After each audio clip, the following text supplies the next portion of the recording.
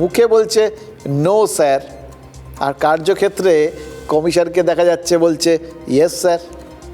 যেমনটা এই BLA 1 তালিকা জমা দেওয়ার ক্ষেত্রে হয়েছিল।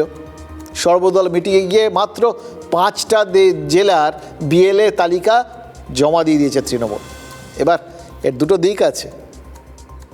তালিকা জমা দিল, এটা হচ্ছে প্রথম দিক। যতই মুখে বলা হোক দেওয়া হবে না, আগেও দেওয়া হয়েছিল, এবারও দিল। কৌশলটা কি? বাইরে যতই নো স্যার বলা হোক, SIR এর বিরোধিতা করা হোক, কিন্তু কমিশনের বিরুদ্ধে তো বাইরে দাগা। আসল জায়গায় কাজ করা হচ্ছে কমিশনের নির্দেশ মেনে।